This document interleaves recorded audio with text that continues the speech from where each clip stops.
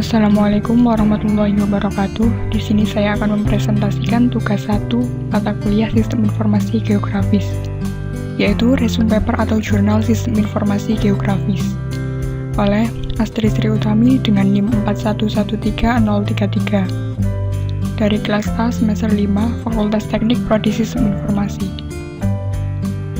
Paper yang pertama, judul Perancangan Sistem Informasi Geografis Ruang Terbuka Hijau Kota Manado.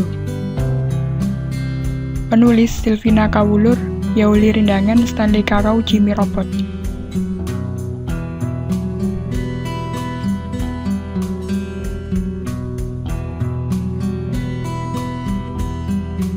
Latar belakang.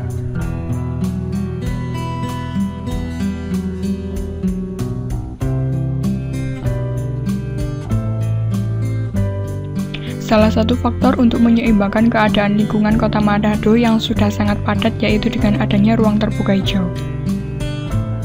Ruang terbuka hijau perlu direncanakan agar dapat mengatur dan mengelola ruang atau lahan sehingga memberikan keseimbangan lingkungan kota secara optimal.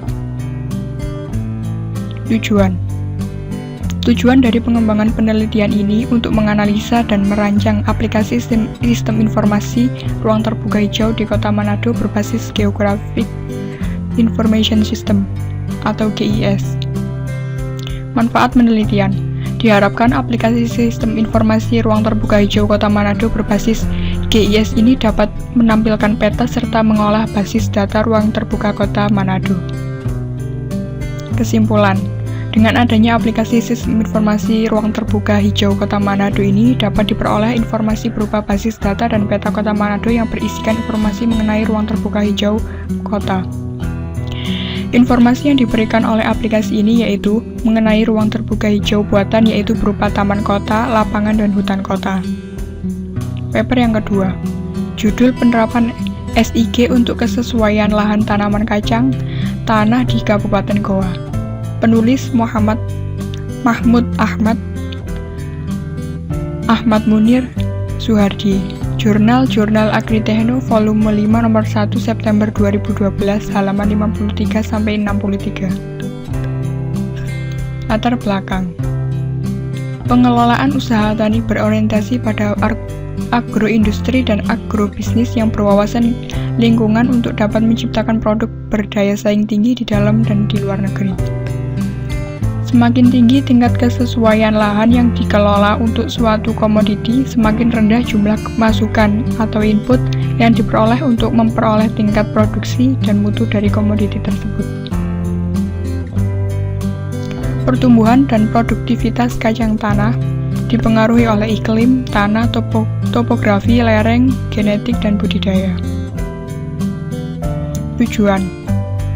Penelitian ini bertujuan untuk mengkaji kesesuaian lahan komoditas kacang tanah dengan sistem informasi geografis di Kabupaten Goa untuk informasi bagi pengembangan agroindustri dan agrobisnis kacang tanah di Sulawesi Selatan.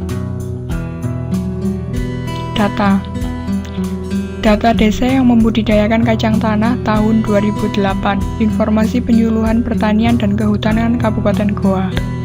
Data curah hujan tahun 2000 sampai 2006, Dinas Pengelolaan Sumber Daya Air Provinsi Sulawesi Selatan. Data suhu, kelembapan, dan lama penyinaran tahun 1991 sampai 2005. BPDAS Jeneberang Walanai. Peta rupa bumi skala 1:50.000 Bagosurtanal Provinsi Sulawesi Selatan. Peta iklim skala 1:100.000 Badan Perencanaan Pembangunan Daerah Kabupaten Goa. Peta jenis tanah skala 1:100.000 Badan Perencanaan Pembangunan Daerah Kabupaten Goa. Peta lereng skala 1:100.000 Badan Perencanaan Pembangunan Daerah Kabupaten Goa. Peta penggunaan lahan skala 1:100.000 Badan Perencanaan Pembangunan Daerah Kabupaten Goa. Peta administrasi desa di Kabupaten Goa skala 1:50.000 Badan Perencanaan Pembangunan Daerah Kabupaten Goa. Hasil pengelolaan data. Berdasarkan hasil peta penyebaran komoditi kacang tanah, maka diperoleh luas potensi areal tanam tanaman kacang tanah yaitu 3.161.448 hektar, sedangkan luas potensi areal tanam dari hasil revisi Dinas Pertanian yaitu 1.350 hektar. Berdasarkan peta penyebaran budidaya untuk komoditi kacang tanah, maka diperoleh luas lahan yang sesuai atau berpotensi untuk kacang tanah yaitu 3.161.448 hektar dengan presentasi 2%, dan lahan yang tidak sesuai untuk kacang tanah sekitar 153.813.775 hektar dengan presentasi 98%.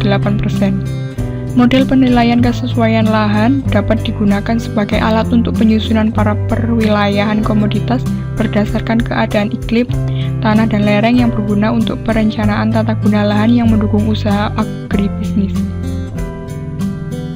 Kesimpulan, peta kesesuaian lahan untuk kacang tanah dihasilkan berdasarkan kondisi fisik wilayah Kabupaten Goa yang dapat digunakan sebagai informasi dalam perencanaan pembangunan pertanian di Sulawesi Selatan.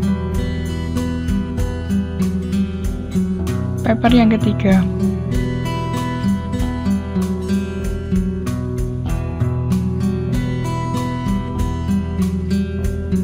Judul Analisis Pemanfaatan Ruang Kawasan Pesisir Teluk Manado, Sulawesi Selatan. Penulis Iwan Gunawan. Jurnal Pesisir dan Lautan Indonesia, Journal of Coastal and Marine Resources Volume 4 Nomor 1 2001. Latar belakang. Pelaksanaan pembangunan yang semakin beragam menghasilkan produk sampingan berupa limbah, sampah, dan buangan lainnya. Hal itu perlu diantisipasi secara dini agar tidak melampaui ambang batas dan daya dukung lingkungan. Peningkatan pembangunan telah mengakibatkan pergeseran pola pemanfaatan lahan dan tidak sesuai lagi dengan kaidah penataan ruang, daya dukungnya, serta kesesuaian lahan. Sering terjadinya pemanfaatan kawasan yang seharusnya merupakan kawasan lindung sebagai lokasi kegiatan yang tidak bersifat perlindungan, sehingga terjadi perubahan fungsi dan tatanan lingkungan.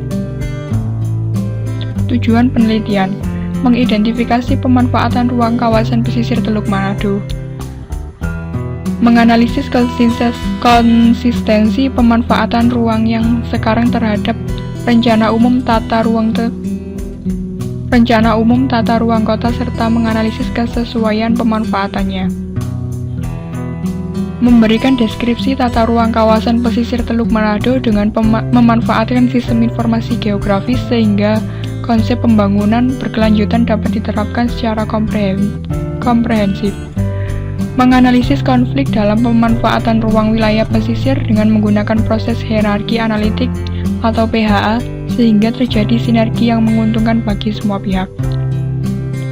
Manfaat penelitian. Penelitian ini diharapkan dapat menjadi bahan pertimbangan bagi pemerintah daerah dalam pengambilan kebijakan pembangunan wilayah pesisir, khususnya wilayah pesisir Kota Manado yang berorientasi pada pembangunan berkelanjutan. Pengumpulan data dan informasi. Data yang dikumpulkan adalah data primer dan data sekunder, di mana data primer dilakukan dengan survei dan mewawancarai sejumlah responden. 32 responden yang mempunyai kemampuan dan pengetahuan tentang permasalahan terkait yang dilakukan di wilayah pesisir Teluk Manado. Metode analisis data. Analisis spasial atau keruangan dan atribut dengan menggunakan sistem informasi geografis untuk mengetahui penyimpangan pemanfaatan ruang. Kemudian, pendekatan proses hierarki analitik atau PHA digunakan untuk memecahkan konflik pemanfaatan ruang di kawasan pesisir Teluk Manado. Hasil penelitian. 1. Pengembangan kawasan pariwisata. 2. Pengembangan kawasan pelabuhan disarankan untuk ditekankan pada perbaikan jasa publik dan pelestarian lingkungan. 3.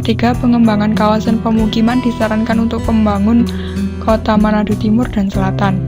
4. Pengembangan kawasan konservasi di Kota Manado dan Teluk Manado harus sesuai dengan Rencana Umum Tata Ruang Kota yang didesain untuk 10 tahun mendatang, yaitu tahun 2000 sampai 2010 dalam upaya menghindari permasalahan dalam pemanfaatan ruang tersebut. Sekian presentasi dari saya, kurang lebihnya mohon maaf. Terima kasih. Wassalamualaikum warahmatullahi wabarakatuh.